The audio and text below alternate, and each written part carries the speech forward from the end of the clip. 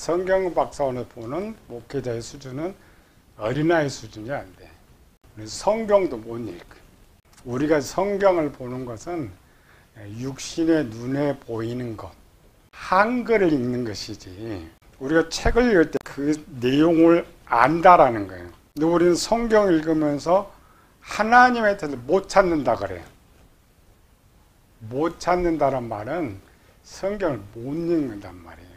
한글로 된 성경을 읽으면서 내가 성경을 읽는다. 자기 착각이 가장 기초적인 것에서부터 가장 높은 곳까지 하루 배우는 강의가 신학교에서 한 학기 배우는 강의와 같다 생각하면 돼요.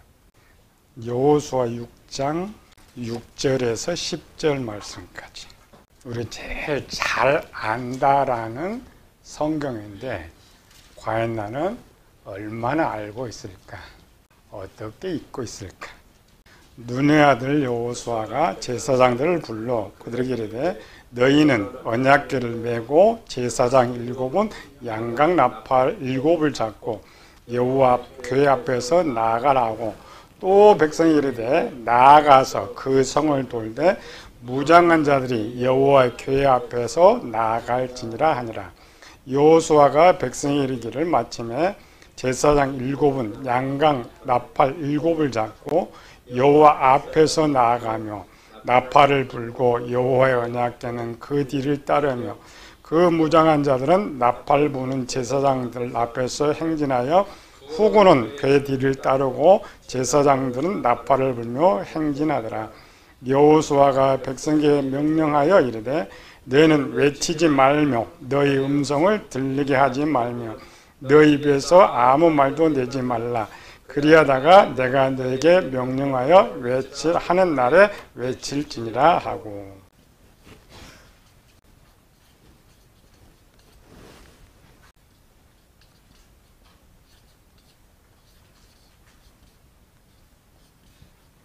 본문을 보는 내 실력이 어느 정도 되느냐. 강의하면서 질문을 많이 하고 또 하나는 즉석도 질문을 받아요. 그래서 우리는 많이 모집을 하지 못해요. 방해가 되니까. 그래서 공부하는 중에 갑자기 뭐 떠오르는 것이 있고 또 공부하는데 이해가 되지 않는다. 그럼 풀어야 돼요. 왜? 또 그거 못 풀면은 한 학기가 또 망쳐. 반드시 남 옆에 사람한테는 미안하지만은 배우러 온 거기 때문에 내 건 챙겨가야 돼. 체면 차리지 말고 질문하면 좀 입 좀 열고 의문스러우면 물어보고. 우리 제일 쉬운 것부터 합시다.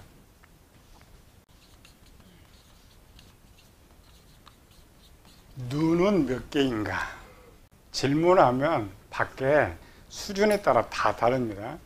유치원생들이 대답하는 수준이 다르고 아이들이 대답하는 수준이 다르고 청년이 대답하는 수준이 다른 것처럼 성경도 마찬가지예요.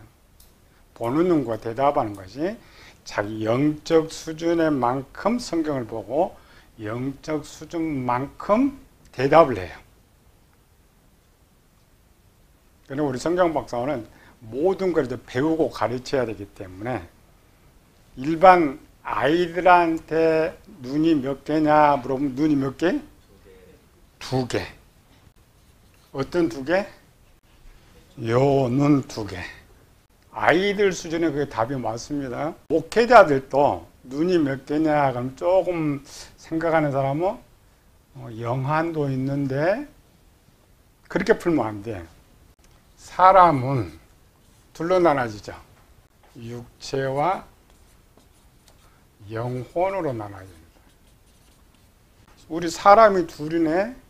그럼 육체에도 눈이 있고 영혼에도 눈이 있겠구나를 생각해야 돼. 그런 생각을 많이 해. 이제 성경을 보는 눈이 열리는 거예요. 육체에는 눈이 몇 개 있어요? 외부는 눈 2개. 육체에도. 요걸 이제 대학교 정도 가면 눈이 몇 개냐? 그럼 이 눈을 이야기하지 않고 내부에 있는 눈을 말해. 내부에 있는 눈을 뭐라냐? 시상하부라고 그래. 치상하부. 치는 본다. 위에와 아래를 보는 눈. 그래서 대학교를 넘어가면 이 눈이 진짜가 아니고 이건 렌즈일 뿐입니다. 육신 렌즈. 진짜 눈은 이 시상하부가 눈이에요. 아이들은 이 눈으로 본다 그러는데 이제 대학교 수준 오면은 이 렌즈를 통하여서 속에 있는 시상하부의 눈이 보는 거예요. 이 눈이 진짜라고 가르쳐. 시상하부는 이 눈으로만 보는 것도 아니고 귀로도 봐요. 우리 귀로 듣는다 그죠? 아닙니다. 또 감각으로도 봐요. 그래서 시상하부는 눈으로도 보고 귀로도 보고 감각으로도 보는 눈이에요. 죽으면 영혼이 분리되죠? 영혼이 분리되면 영혼도 보는 눈이 있어야죠. 여기가 눈이 몇 개? 여기 두 개. 두 종류의 눈입니다. 이렇게 눈은 원래 세 개고 영혼에는 눈이 몇 개 있을 것 같아요. 그래. 이렇게 물어보면 뭐가 생각나요? 창세기 18장에 찾아왔던 하나님과 천사의 모습을 봐. 아, 밖에 있던 거기 눈이 또 두 개 있었구나. 영혼에는 이 구조 속에 눈이 두 개입니다. 영의 눈이 하나 있고 마음의 눈이 하나 있어요. 이 영혼을 우리가 잘 아는 영안이라 그러죠. 마음의 눈의 명칭을 명철이라 그래요. 기본 눈이 네 종류의 눈이 있어요. 진짜 눈은 어떤 눈이 제일 진짜일까? 영입니다.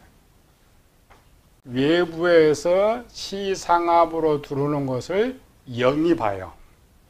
마음의 명철이 보는 것을 영안이 보는 거예요. 그래서 영이 주인입니다. 영혼의 영이 나의 주인이다. 큰 회사가 있어요. 많은 직원들이 일을 하죠. 마지막 눈은 누가 있어요? 대표, 회장. 대표, 회장이 저 말단 다 보는 거죠. 그와 같아요. 많은 눈들이 있지만 최종 눈은 영이 본다. 이게 이제 분리했을 때 육체와 이쪽은 무슨 기능이나 이 영안은 영의 세계를 보는 눈이에요. 우리가 말하는 환상, 꿈, 또 보면서 하나님도 보고 천국도 보고 이런 것들은 이 영의 눈으로 보는 거예요. 영안이라 그래요. 물론 영의 눈을 이제 아까 시상하부가 눈으로도 보고 귀로도 듣고 감각으로 듣는 것처럼 영도 똑같습니다. 그래서 영의 눈만 하는 거야. 영의 귀도 있고 영의 입도 있고 그래요. 여기 이제 눈만 하니까 영의 세계를 보는 눈이다. 영안이 열리지 않으면 영의 세계를 보지 못해요. 하나님도 볼 수 없고 천도 아무도 볼 수가 없어요. 그럼 이 명철의 눈은 뭘 보느냐? 마음에 저장된 지식을 보는 눈이에요. 최소 성령의 열매를 맺기 위해서 이 눈들이 다 동시에 다 가동돼야 돼요. 우리는 항상 하나만 생각하죠. 아이들처럼 하나만 생각해요. 왜 이걸 하냐면 이런 구조와 기능을 배우고 알아야 비로소 성경을 봐요. 육신의 눈으로 성경을 본다고 하고 착각하는 거죠. 영안이라는 말을 써도 여기에 눈이 이렇게 있다는 걸 몰라요. 세상은 아느냐? 세상은 이쪽만 알아. 목회자도 요거 무시하고 영안, 이 눈만 있다고 생각해. 그렇지 않습니다. 성경에 가면 이 눈이 네 종류의 눈이 다 있어요. 각각의 기능을 합니다. 영안은 영의 세계를 보는 눈이지만 명철의 눈이 열리지 않으면 성경을 못 봅니다. 이 성경 못 봐요. 하나님의 뜻을 못 해요. 그래서 구약에 보면 하나님께서 어떤 사람이 일을 시킬 때 반드시 총명과 명철을 주셨던 거예요. 기능, 명철의 기능이 어떻게 좋아지느냐, 기능이 뭐냐, 이걸 다 배워야 돼. 그래야 성경을 볼 수 있어요. 나는 어느 정도 알고 있느냐. 나 점검. 두 번째 질문. 말씀은 어디에 저장하는가? 항상 성경을 볼 때 어떤 말을 할 때 우리는 항상 하나만 생각해. 앞으로는 항상 둘을 생각해. 뭘 한다. 육체가 뭐하냐? 영혼이 뭐하냐? 뭐 본다. 육체가 어떻게 보느냐? 영혼이 어떻게 보느냐? 질문 이것도. 말씀을 어디에 저장하는가? 우리 또 목사들은 보면 딱 하나예요. 어디다? 마음에다 저장합니다. 세상은 대내에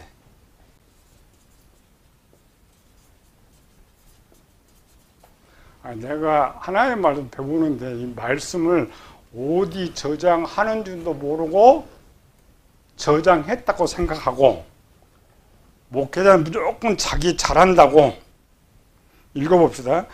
신명기 6장 4절에서 6절. 이스라엘아 들으라. 우리 하나님 여호와는 오직 유일한 여호와이시니 너는 마음을 다하고 뜻을 다하고 힘을 다하여 내 하나님 여호와를 사랑하라. 오늘 내가 네게 명하는 이 말씀 너는 마음에 새기고. 읽어봤거든 목회자들이. 그래서 말씀을 어디에 새기느냐? 마음에 새긴다. 말씀 어디 새겨요? 마음에 새깁니다. 아멘. 그래서 자기 듣고 자기 마음에 새겼다고 생각해. 또 목사도 잘 가르쳐줬다고 생각해. 그런 게 다 엉터리예요. 어떤 걸 생각할 때 두 가지 하자겠죠? 내가 있는데 하나는 육체가 있고 영혼이 있다. 자, 말씀 어디다 써요? 그럼 마음인데 마음이 이쪽에 있어요? 이쪽에 있어요? 배운 사람은 영혼 쪽에 있다. 어떤 사람은 육체 쪽에 있다. 마음은 아까 영혼 쪽에 있다고 했죠? 여기다가 말씀을 저장한다고 합시다. 육체는 세상 사람한테 물어봐요. 너 오늘 배운 지식 어디다 저장해? 어디다 저장한다고? 되네.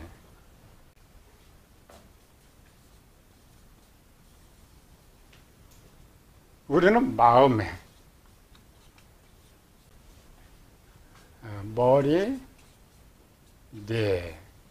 머리에 있는 뇌는 세 구분으로 되는 거죠. 이렇게 머리가 이렇게 있으면 첫 번째 여기 조그마한 거, 두 번째로 큰 거 가운데. 이거를 세상 학문으로는 요 작은 거를 소뇌라 그래. 가운데를 중뇌, 중간뇌. 간뇌 이런 건데 맨 큰 것을 대뇌라 그래. 그럼 어디다 저장해요? 소뇌에 저장하는 거요, 중간뇌에 저장하는 거요, 대뇌에 저장하는 거예요. 목회자들이 이런 것도 모르면서 아예 생각도 안 해. 대학교 정도 가면 파충류의 뇌라 그래.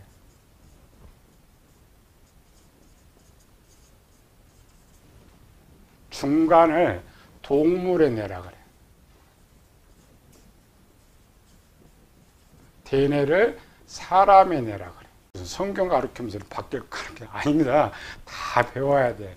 이 인체 구조도 정확하게 알고 영혼의 구조도 정확히 알아야 비로소 이 구조를 가지고 성경을 보는 거예요.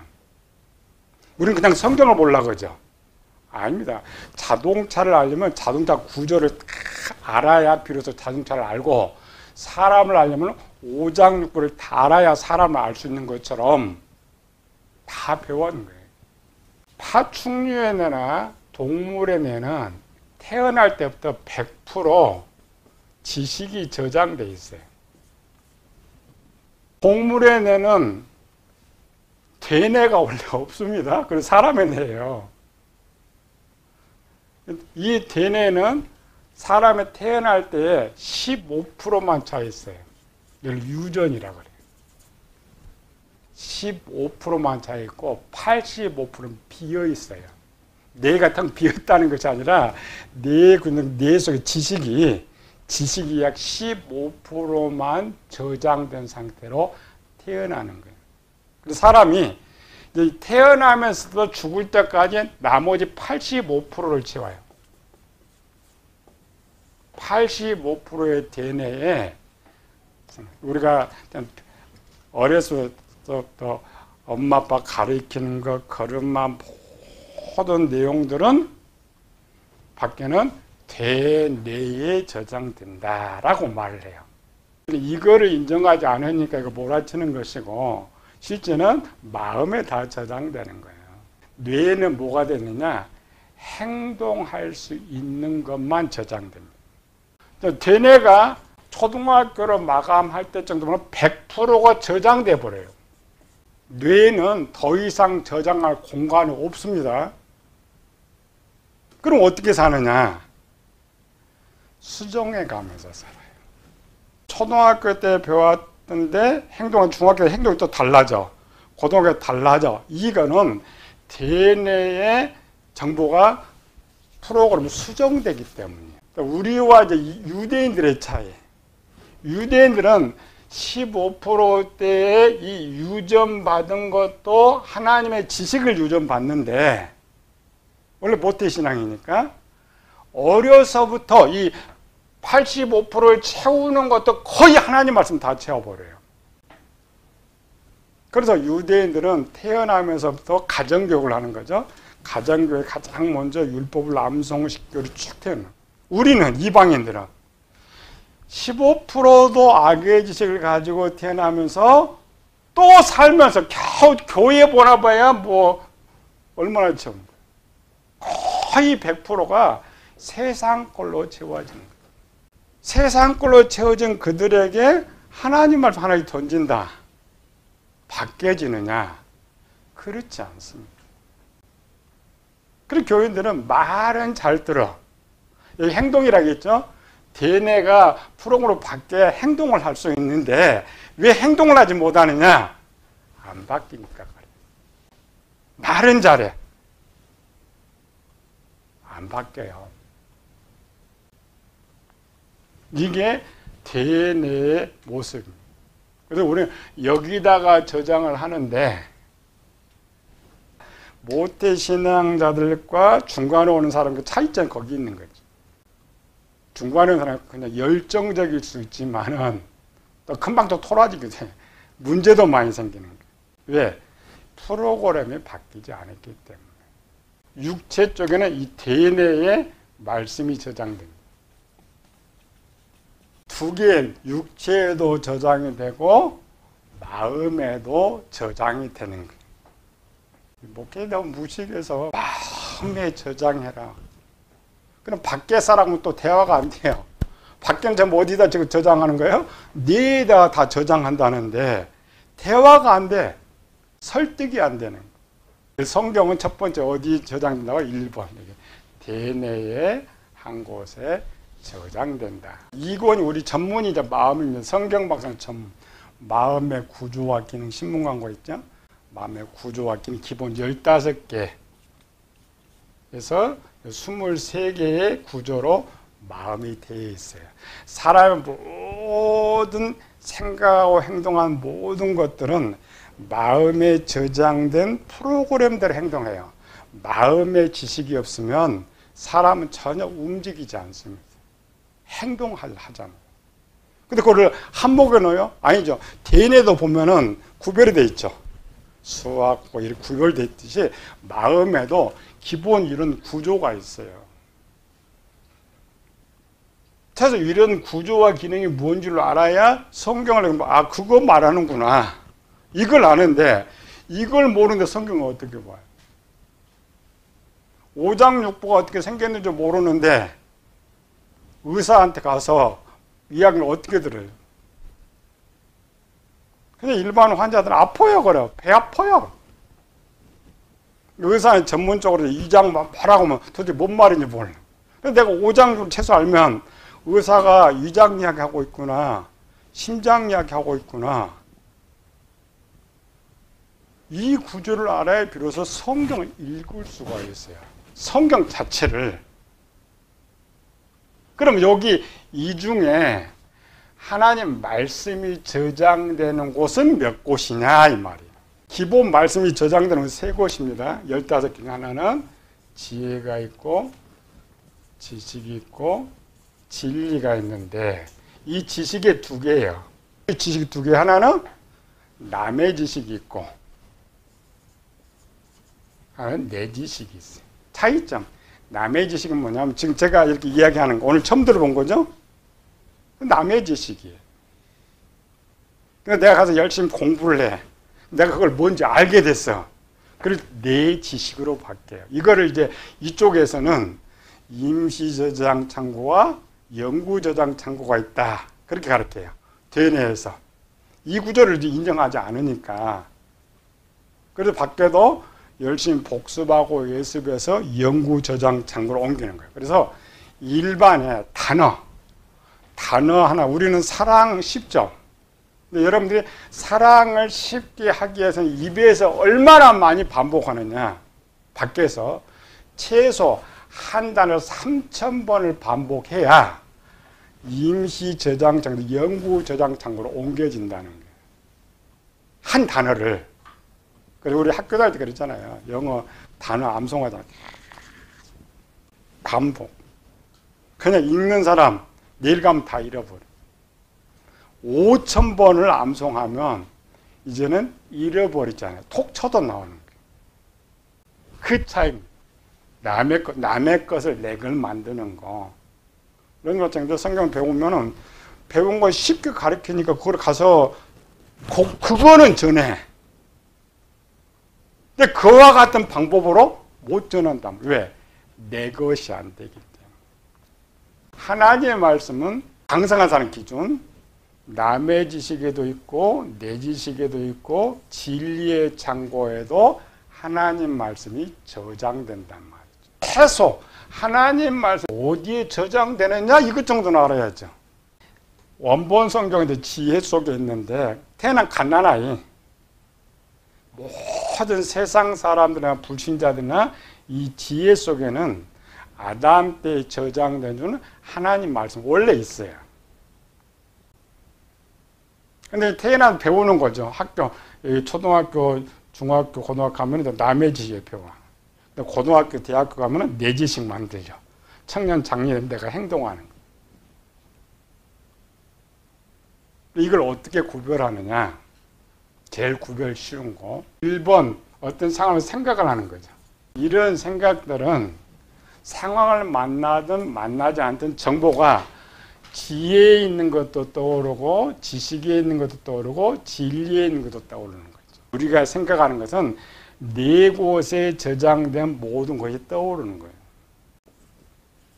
말은 남의 지식과 내 지식과 진리에 저장이 돼야 말을 할 수 있어요.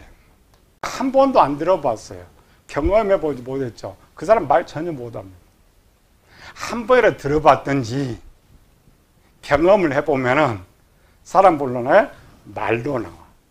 근데 여러분들이 말을 하고 있다라는 것은 최소 남의 지식 속에는 지식이 있는 거예요.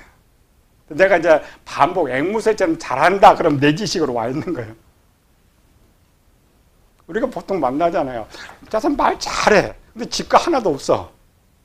남의 걸 자기 것 만든 거야. 그게 내 지식이에요. 세 번째로 행동이라고 그래요.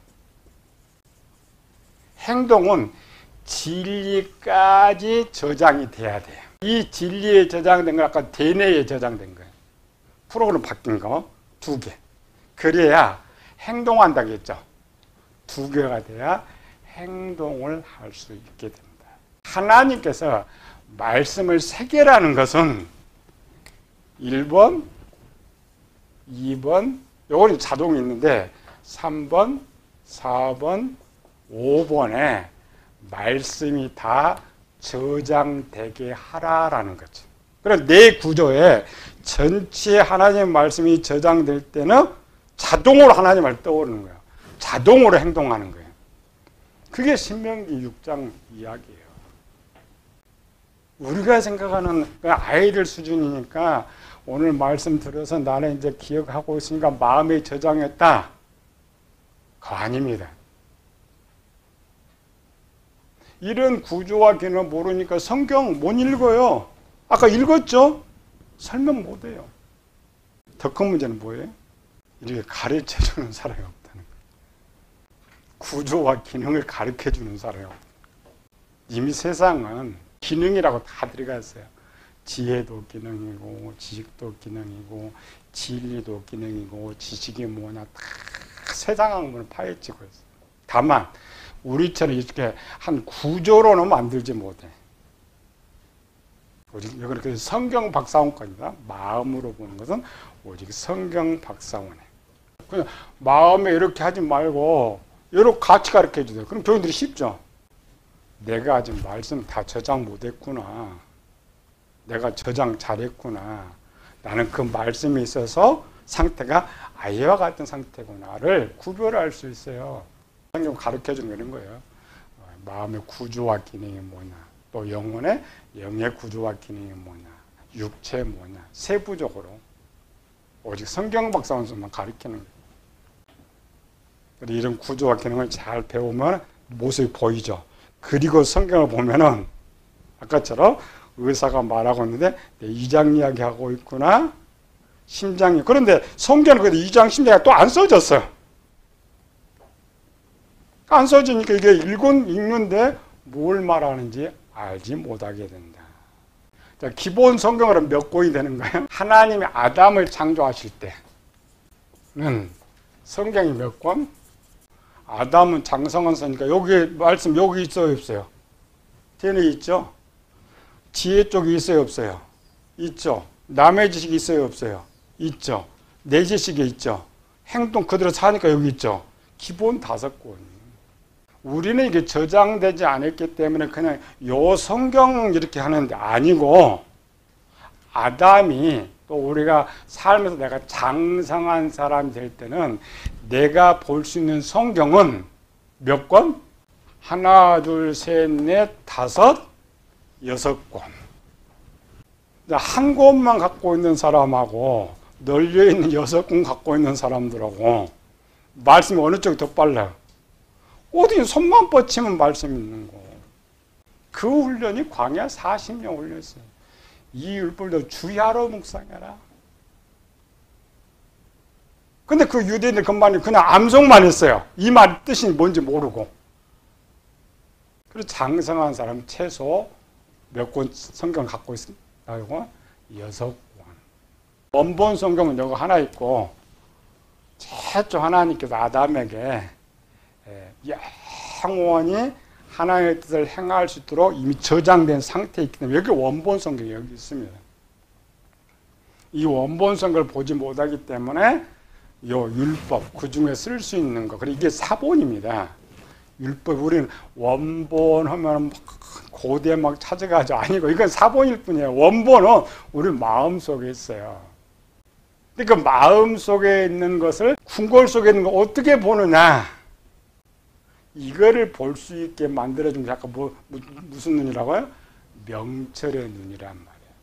우리 명철의 눈이 기능이 좋아지면 여기 있는 성경을 볼 수 있어요. 이 성경이 아니고. 여러분 배우는 이권은 이 성경 보고 성경 해석하는 거 아니에요. 내 자신 구조를 가지고 사물을 보는 예수님의 설교 때 그냥 공중에 나는 새 딱 보고 설교해요. 들에 곡식 보고 설교해요. 왜? 이런 구조를 알고 있기 때문에 이런 구조로 설교를 하는 거예요. 이렇게 구조를 하면 성경에 다 보여지. 뭐든지. 이 말 좀 어려워요. 어렵지만은 앞으로 배우게 되면 자꾸 반복 들으면 이게 쉬워져. 쉬우면 설교들이 바뀌는 거예요. 교인들이 이렇게 가르쳐줘야 원래 교인들이 쉬운 거예요. 세 번째 질문. 세상에서 가장 쉬운 책은? 세상에 많은 책이 있죠. 셀 수 없이 많아요. 그 책 중에 가장 쉬운 책, 자기 자서전. 내 자서전은 내용이 뭐예요? 내 이야기를 기록한 책이다. 그럼 나는 자서전 쓰지도 않았는데? 무식한 소리예요. 나에 대해서 가장 자세하게 기록해 놓은 책이 뭐냐? 성경입니다. 내 죽은 모습, 내가 어떻게 살아나는가, 어떻게 살아가야 할 것인가를 가장 자세하게 내가 앞으로 쓸 내 자서전보다 더 자세하게 기록하는 것이 성경이란 말이에요. 성경. 성경이 세상에서 가장 쉬운 책이 돼야 돼. 근데 왜 성경이 어려울까? 목회자들이 물어보면 성경이 쉬워요, 어려워요? 다 어렵다고. 아니, 내 이야기인데, 아까처럼 내 영혼의 구조를 그렇게 잘 써놓은 게 여기고, 내 마음의 상을 가장 잘 써놓은 게 여기고, 내 병든 상태를 가장 잘 기록한 게 성경인데, 왜 내 자서전이 이체 어렵느냐? 여러분도 성경보다 끝날 때는 성경이 제일 쉬워야 돼. 그거 배우는 거야. 쉬워야 사람들이 내 이야기를 제일 잘 전해. 내 이야기보다 더 잘 전할 수 있는 게 있어요? 없어요. 목회자들은 성경을 잘 짚고 제일 잘 전해야 돼. 근데 목회자들은 한 주 설교 하나 만들려고 해도 힘들죠. 왜 그럼 성경이 어렵게 됐을까? 한글로 읽도록 만들어줬는데도 왜 이렇게 어렵느냐? 자, 원어라면 우리가 고대 문자를 어떻게 해, 뭐라? 그걸 어렵죠. 원어 배우는 거예요. 한글로 써놨는데. 왜 어려워요? 내 자서전을 내가 썼으면 참 좋았는데 36명이 나눠서 써버렸어. 성경 저자 몇 명? 36명, 36명이 성경을 나누어 썼어요. 나눠서도 어떻게 성경을 기록했는지 성경을 보는 방법을 알면 성경이 쉬워지는 거예요. 여러분 기초 배우는 건 그거예요. 성경을 어떻게 기록했느냐, 성경을 어떻게 보느냐. 그래서 성경이 가장 쉬워지는 거예요. 또 보이지 않는 영혼의 모습을 배워놓으면 더 쉬워지는 거예요. 오늘 설교자들은 어떤 설교자? 목회자들. 제일 나쁜 목회자. 남이 해놓은 식은 밥 싸게 사다가 가장 비싸게 팔아먹는 목회자. 설교집 사다가 설교 그대로 하는 사람. 자기는 손 하나도 안 대고 앵무새 머리가 좋으니까 이런 머리가 좋잖아요. 원고 딱 한두 번 읽으면 딱 하니까 그대로 전화주면서. 진짜 천국 못 갈 자들이. 두 번째로 책 많이 사고 짜집기 해서 전하는 설교자. 예전엔 다 목회자 그랬죠. 주석, 설교 막 뽑아가지고. 우리 성경부터 한 1년 다니면 서고의 책이 아무리 많아도 볼 책이 없어요. 이 말은 뭐예요? 수준이 더 높아졌다라는 거죠. 왜? 이 성경이 제일 쉬운데 해석 방법도 다 아는데 저 모든 주석이나 생각 한쪽에서만 쓰는 거예요. 하나 쪽에서만. 여러분 12가지 방법으로 보는데 볼 것도 없어요. 세 번째 설교자가 있죠. 한 주 이번 설교 끝나면 본문 하나 잡아가지고 또 머리 좋은 사람은 1년 12달 뭐 제목을 다 정해놓고 또 좋은 것 같은데 나쁜 거죠. 성령 하나님 무슨 말인지 어떻게 알아? 상황이 시시각각 바뀌는 거예요. 기도하고 묵상하고 한 금요일 토요일 정도 가면은 찾아, 답을 찾아. 책 보는 것도 닫고. 그쪽 보고서 제일 좋긴 좋아요. 묵상하고 기도하니까. 그런데 요한복음 14장 16장을 가보면 성령 하나님이 하시는 것은 무슨 역사예요? 내 안에 있는 하나님 말씀을 떠오르게 한다. 그러니까 묵상하고 기도해도 내 지식을 벗어나지 못한다라는 거예요. 아까처럼 묵상하면 어디까지 가요? 이제 남의 지식까지 뽑아오죠. 배운 거 뽑아오고 책 뽑아오고 그래봐야 내 안에 있는 거예요. 하나님 뜻 찾는 건 아닙니다. 하나님의 뜻, 하나님은 성경에 있어요. 그렇게 이제 묵상해서 혹 하나님의 성경을 펼쳐주면 찾는데 그 언제 그 찾아? 여러분 딱 배워가지고 본문 딱 볼 때 답이 여기 있고 답이 하나 있다니까. 성경은 우리 정통에서는 계시의 완성이라는 건 하나님께서 우리에게 가르쳐주고자 하는 모든 답은 성경에 다 집어 넣어놨어요. 이 말은 어떤 본문을 펴든지 내가 뭘 하고자 할 때 그 답은 성경에 있는 거예요. 그래서 오래 기도하고 묵상하면 결국 뭘 떠오르냐? 성경 떠오르게 하는 거예요. 그래, 여러분 방법 배우면 그렇게 안 해도 답이 보이는데 또 그걸 찾았는데 그게 또 답인 줄 또 몰라. 자기는 그냥 응답 받았다고 하는 것이지 답인 줄 모른단 말이지. 성경 안에는 문제도 있고 풀이 방법도 있고 답도 있어요. 그걸 가리키는 거예요. 그걸 딱 찾아서 아, 내가 올바른 답 찾았구나. 올바로 했구나. 학생들 그러잖아요. 시험 보면 풀어보잖아요. 뭘로 풀어봐? 공식. 그래서 여러분 배우는 원리, 아까 구조와 기능, 원리, 성경에서 공식 이런 거 배우는 거. 그걸 잘 배워나면 본문 딱 보면은 문제도 풀 수가 있고 또 풀 수 있는 답이 성경에 또 있으니까 내가 정확하게 풀 수 있는. 그래서 우리 책들은 전부 반 이상의 성경 구절만 써놓은 거예요. 12기 때인가?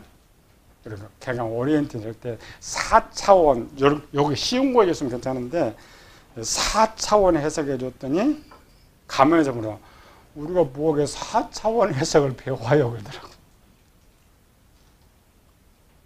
세상은 유치원 선생, 초등학교 선생, 고등학교 선생 각 다르죠? 내가 초등학교 선생 하고 싶다 그러면 그만큼만 배우면 돼. 대학생 가르치려면 박사가 돼야 돼.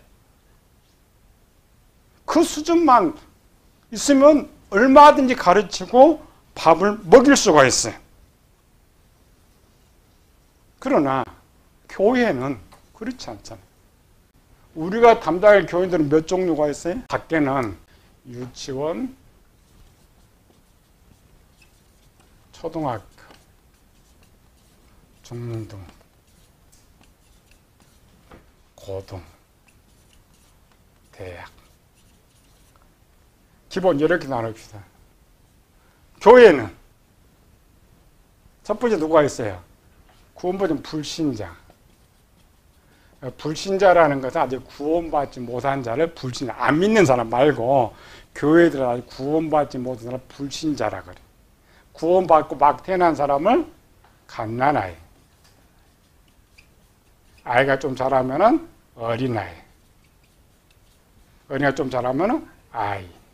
그래서 고등학교 수준까지가 아이입니다. 대학 가면은 청년. 박사 되면은 장년. 교회는 요게 한목이 있어요. 목회자는 최소 장년을 가르칠 수 있는 수준을 갖고 이들 수준에 맞게 가르쳐야 돼. 밖에는 유치원생, 유치원 수준만 배워서 가르치면 되는데 목회자는 장년 수준을 가지고 이 유치원 수준 위치에서 가르쳐야 된단 말이죠.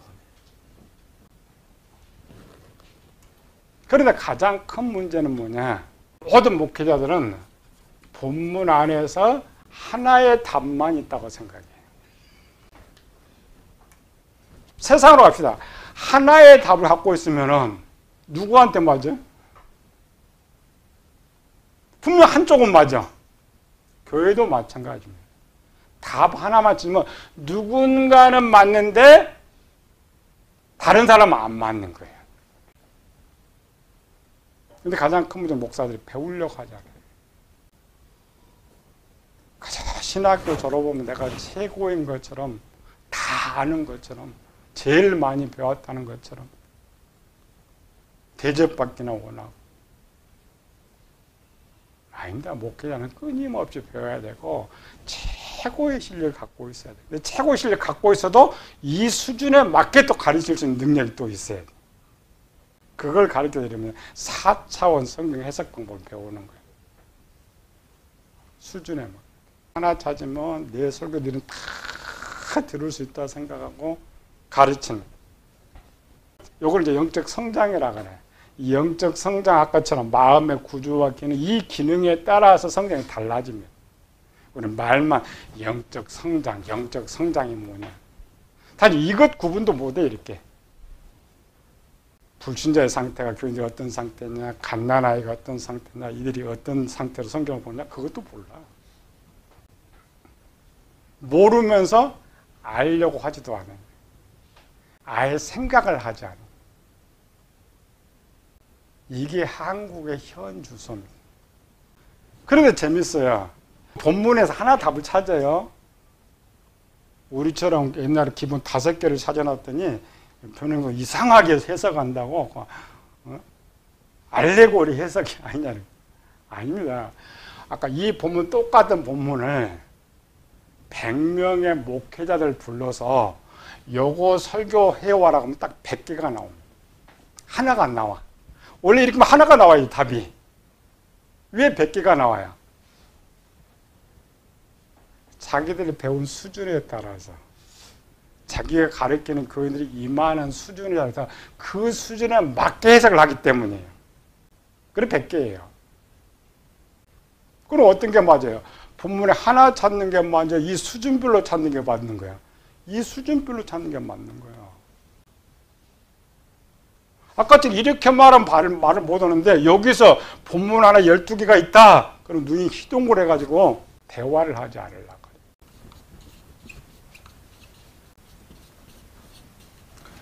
광야 40년 동안 누가 죽었느냐?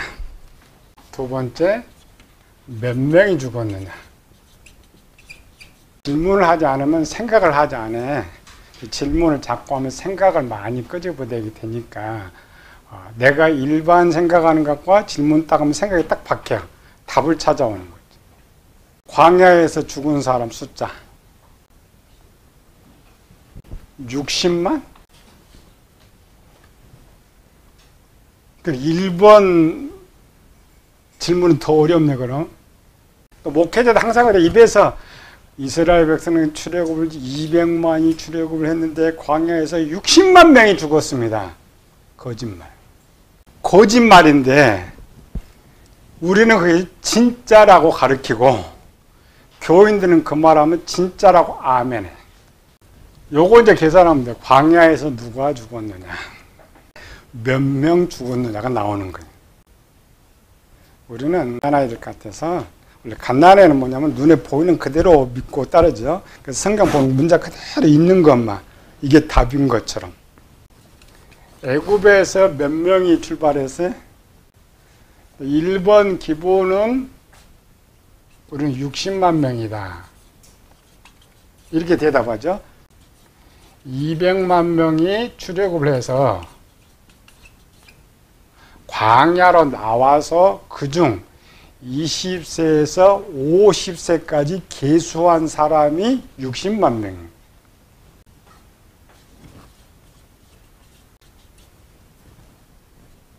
누가 죽었느냐? 목사들이 거짓말을 하는데도 자기가 거짓말 하는 줄 모르고 진짜라고 생각을 하는 거예요. 민수기 14장 36절 37절.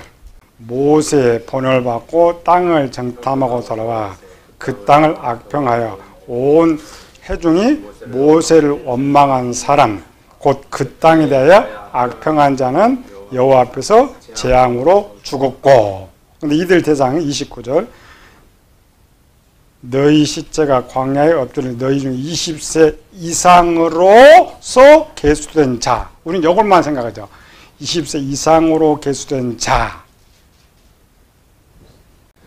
20세 이상 땅에서 가나안 땅에 들어간 사람 누구인가? 여호수아 죽을 때 나이 110세. 가나안 정복 몇 년? 7년. 그러면 여호수아는 103세. 가나안 땅에 들어갔죠? 그럼 여기서 빼봅시다. 40년을 빼면 몇 살? 63세. 여호수아는 계수에 안 들어갔네. 우리는 성경 건성어를 읽어. 여호수아는 누구냐? 민수기 앞에 정탐을 보낼 때 여호수아가 들어갔기 때문에 20세 계수된 사람의 수에 들어간다고 착각하는 건데 아니고 대표적 족장으로 정탐을 갔지 여호수아는 계수마음에 들지 않았어요. 모세는 이때가 120세니까 120세에 40세를 빼면 80세죠. 그럼 30년이 넘으면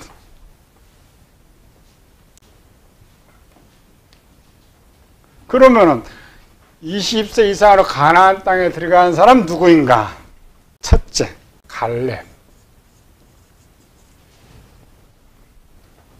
성경이 정확히 썼어요. 23절, 24절. 내가 그들의 조상들에게 맹세한 땅을 결단코 보지 못할 것이요.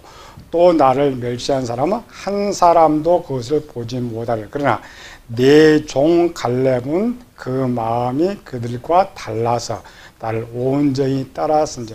이때 갈렙이 가나안 땅에 들어 약 80세가 약간 넘었을 때예요. 그럼 40세를 빼면은 여기 들어가죠. 그래서 갈렙만 해요. 뒤에서 종합에서 여호수아와 갈렙은 들어갔는데 하나님이 진노할 때는 갈렙만 들어가요. 계수한 사람들 중에서는 갈렙만 들어갔다고 쓰는 거예요. 우리는 착각해요. 왜 여기 여호수아가 빠지고 갈렙만 했을까? 아닙니다. 계수된 사람들 중에서는 갈렙만. 2번은 누가 들어가서 그럼? 여호수아.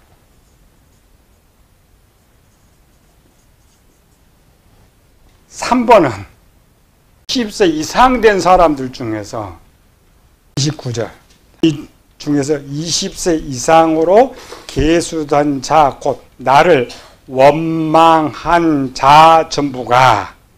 그 다음 36절 모세의 본을 받고 땅을 정탐으로 돌아 그 땅을 악평하여 온 회중이 모세를 원망한 사람 곧 그 땅에 대해 악평한 자들은 여호와 앞에서 죽었고. 이 말은 뭐예요? 모세가 120세에 80세 이상으로 들어갔으면 50세 이상 계수 이상 사람들도 가나안 땅에 들어간 거야, 안 들어간 거야? 들어갔잖아요. 50세 이상으로 원망에 동참하지 않는 사람. 20세에서 50세 사이는 다 갈려면 다 죽었지만 이상된 사람들 중에 둘로 나눠졌단 말이죠. 원망에 동참한 사람들이 있었고 동참하지 아니한 사람들이 있었는데 싹 쓸어버리면 자손들이 얼마나 힘들겠어요. 할아버지 증조할아버지 다 가져가 버리면. 원망하지 아니한 사람이 들어갔다 이 말이에요. 그래서 모세가 나오고 여호수아가 나오는 거예요. 우리는 대표적만 쓰니까 자꾸 착각하는 거예요. 네 번째 사람. 그냥 본문을 좀 읽으면서 좀 생각을 하면 이렇게 보여지는데 그냥 건성이고 남한테 들은 것만 하는 거예요. 네 번째 사람. 레인들은 저 계속하면 안 들어갔으니까. 다섯 번째 사람. 여성들은 계속하면 들었어요, 안 들었어요? 안 들었지. 물론 같이 부부 일심이니까 같이 남편에게 동참한 사람들은 똑같이 죽습니다. 그러나 부부 신앙이 좋아서 원망하지 아니했던 여인들은 가나안 땅에 들어간 거예요. 이렇게 많이 들어갔는데 목사들이 다 싸잡아가지고 다 처리해버리냐. 그러면 무슨 성경을 잘한다고 성경을 본다라고 말을 해. 그러면 몇 명 죽었느냐. 기본 집만이고 이상 계수됐던 사람들 중에 당시 모세가 80살이었으니까 모세가 120살 사니까 100세 사람도 있을 거 아니에요. 51세에서 100세까지 사람 한번 잡아봐요. 많겠어요? 적겠어요? 우리는 200만을 따질 때 애들, 부인들, 자식들 해가지고 자꾸 200만 따지는데 아닙니다. 뭔가 목사님 잘 계산을 잘못해놓은 거예요. 이 중간 사람만 60만 명이라면 여기 배가 되는 나이 든 사람들도 이 정도 숫자가 되는 거예요. 그런데 그들은 이미 결혼했잖아요. 부부면은 120, 180, 20세 이상은 이하는 많습니다. 최소 200만을 잡지만은 계산상 그렇지 않습니다. 둘만 잡아도 거의 180이 넘는데 또 여기 또 결혼한 사람 집어넣으면 요것만 해도 200이 넘어요. 아이들 빼고. 근데 자꾸 이런 계산을 하다 보니까 이게 다 빠지는 거예요. 가나안 땅 상태는 어마하게 많아요. 그럼 왜 이렇게 사람들을 많이 하나님 보냈느냐? 싹 쓸어버리고. 가나안 땅 기준은 하나님 나라의 일꾼들을 기준으로 했기 때문에 20세, 50세를 쓰는 거예요. 천국의 기준 그거 아닙니다. 우리 최소 몇 명 준 거예요? 60에 여기 반 더 잡으면 반이 있죠. 엄청 많이 죽은 거예요. 물론 자연사로도 죽었지만 많이 죽었어요. 이들은 다 누구 어디 갔다고 지금 가르쳐요? 지옥 갔다고 합니다.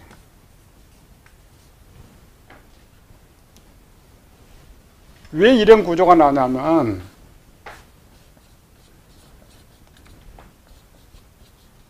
광야는 교회고 가나안은 천국인데 천국에 들어가지 못했기 때문에 다 지옥 같다라고 가르쳐요.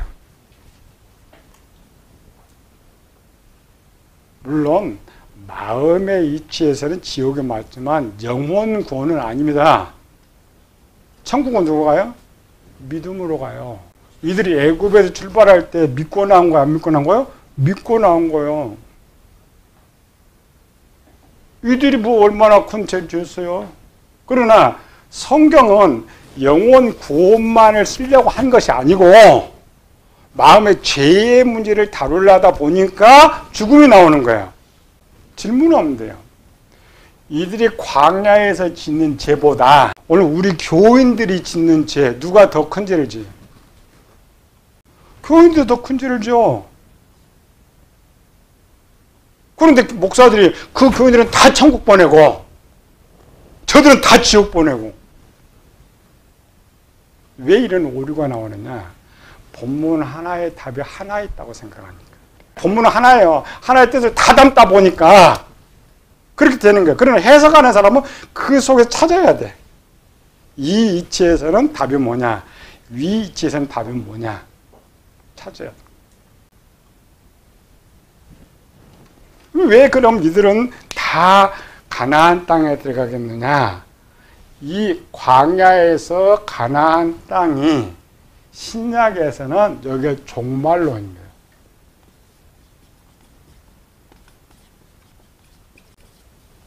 (7년) 종말론이에요.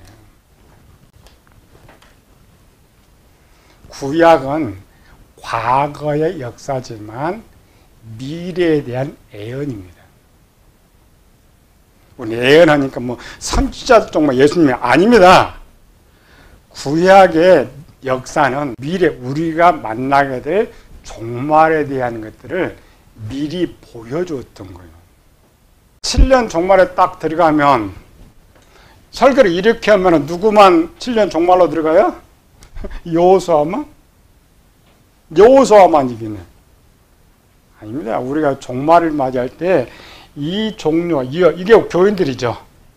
이런 종류의 교인들이 다 들어가요. 천국에 다 들어가요. 종말에 이런 다양한 사람들이 이제 들어가요. 요단을 건너죠.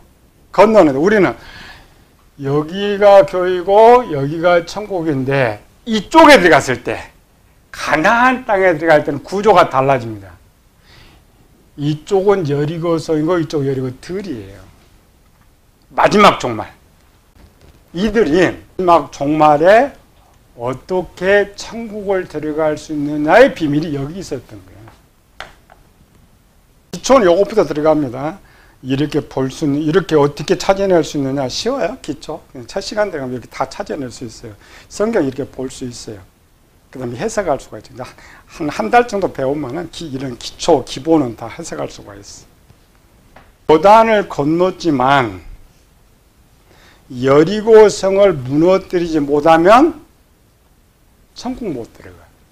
근데 일반적으로는 광야가 교회, 가나안 땅이 천국이지만 광야 시대 끝나버리면 가나안 땅이 다시 교회 시대입니다. 요 길을 건너는 길가리스. 여기가 여리고성. 이스라엘 백성들이 여기 있죠. 그다음 반대쪽에. 이런 이원리 구조라는 거예요. 이럴 때 여기가 교회고 여기가 천국이 되는 거예요. 그래서 신약은 천국은 침노를 당하나니 침노하는 자가 빼앗는다가 여리고성의 표본입니다. 여리고성을 정복해야 돼. 이게 이제 바울 서신에 가면은 여리고성 이제 마음으로 또 바뀌어. 마음을 새롭게 하는 거. 해석이 다 다릅니다. 본문은 하나인데 많은 뜻을 담고 있다겠죠. 그래서 해석이 달라. 그래서 아까 이 종류에서는 다 여기 있어요. 이들이 어떻게 여리고성을 정복하면, 여리고성 정복에 이제 필요해서 가나안 땅에 들어갑니다. 천국 들어가요. 어떻게 갈 수 있느냐. 기본은 이제 20세 이상 하나님 일꾼들을 기준으로 했기 때문에 성경을 쓰고 있다고 했죠. 그런데 요 종말로 가면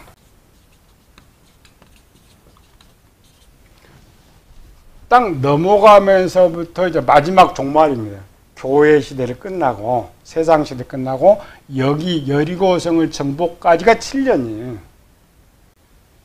큰 할례 이런 거 다 7년에 해당돼요. 7년 종말에 크게 두 종류의 사람들이 가죠. 아까 계수함들은 20세에서 50세 사람. 또 그래서 나머지 둘로 나눠지는데 이건 종말론과 연결돼요. 이런 군인들이 이제 싸울 수가 있다고 생각해. 20세 이상을 50세는 우리 영적 용어로 뭐요? 년. 이쪽은 장년.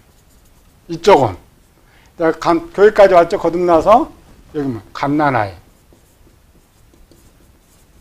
어린아이, 아이는 어떻게 여리고성을 정복할 수 있느냐. 그게 비밀입니다. 이걸 배워야 이제 종말론을 배울 수가 있어요. 목사들도 다 타락하는 종말에는 우리 평신도들 어떻게 이길 수 있어? 갓난아이를 가면 여기 갓난아이가 있어요, 없어요? 여기 실제 육적으로 있죠.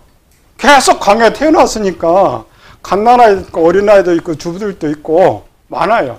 영적으로 이렇게 구별되지만 육적으로는 할머니도 있고 아줌마도 있고 엄마도 있고 애기도 있고 젖먹이도 있고 이를 어떻게 천국? 오늘 계시록을 가리키는 사람들은 다 못 가. 전부 순교시켜야 돼. 요 두 종류의 사람. 요거는 누구고 요건 누구냐. 위에가 서머나교회고 얘가 빌라델피아교회. 본문은 여기 있는데 이 안에 지금 뭐가 들어있어요? 종말론이 들어가 있는 거예요. 우리는 전혀 모르지. 그냥 여리고성 정복만 생각하죠. 아니고 하나님께 구약은 뭐라고 해요? 장차 우리가 맞이할 그림자 보여주는 거라겠죠. 종말론 여기 있어요. 이거에서 누가 종말론 가르쳐줘? 아니에요. 여기서 종말론을 찾아내야 계시록 요거를 풀 수가 있는 거야. 청년들은 싸울 수 있죠. 싸워서 이길 수 있죠. 그래서 선문학교들은 꼭 숨기고 가요. 여기는 안 죽지만, 여기는 새로운 시대니까 안 죽지. 그러나 종말론에 가면은 목숨 내놓고 죽도록 충성해야 가는 거야. 그럼 아이들은 어떻게 해야 돼? 청년들의 집에 어떻게 가? 지가 스스로 가. 아이들은 엄마 아빠가 데려가야 돼. 그 비밀이 여기 있는 거야, 여기. 그 구조가 뭐냐? 이거 여리고성 여기 있어요. 여기 돈에 첫 번째 군인이 있죠. 그 다음에 제사장. 그 다음에 법궤. 이걸 후군이라 그래. 그럼 전군은 누구, 후군은 누구예요? 전군은 20세에서 50세고 후군은 나머지 남자, 걸을 수 있는 남자. 전투는 애들이 합니다. 이건 따라만 가죠. 여기에 비밀이 있어요. 무슨 비밀이냐? 둘로 나누는 거예요. 1번은 군인, 제사장, 법궤. 2번은 제사장,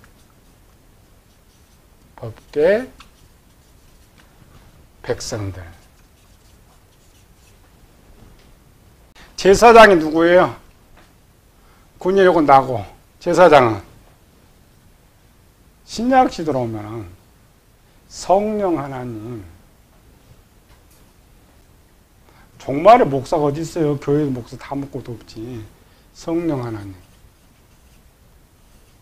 법궤는 말씀. 내가 성령 하나님의 도움 받아서 말씀으로 이기는 거예요. 그게 청년입니다. 그 훈련을 시켰어요. 그래서 앞서가는 거예요. 니네가 가서 쳐부셔, 싸워, 목숨 내놓고 싸워. 이제 착각하는 거 안 죽었다 해서 이게 연결은 아닙니다. 여기 싸워요. 뒤에는 똑같죠? 제사장 성령 하나님 앞장서요. 백성은 뭐예요? 성령 하나님 말씀 한 대로 따라가. 부모가 말씀 한 대로 가면 집에 가. 그 방법입니다. 마지막 종말 때 갓난아이 어린아이들도 오직 하나님 믿고 저 말씀대로 그냥 있으면 빌라델피아 교회처럼 천국 가고 이쪽은 싸우고. 이게 비밀이 거기 있었어요. 계시록을 푸는 비밀이 여기 있는 거예요. 근데 누가 성경을 이렇게 봐? 원래 이렇게 봐야 돼. 원래 이렇게 봐야 이 성경을 읽을 수가 있는 거야. 이거를 모른다. 글을 읽는데 이 내용이 뭔지 모른다. 안 읽는 거라니까. 성경 못 읽어요, 지금. 목사들이 성경 읽는다고 생각해. 성경을 못 읽어. 종말론 이치에서 성경을 읽어야 되고, 하나님 이치에서 성경을 읽어야 되고, 영혼 구원의 이치에서 읽어내야 되고, 그래야 본문에서 다양하게 말씀을 전할 수가 있는 거예요.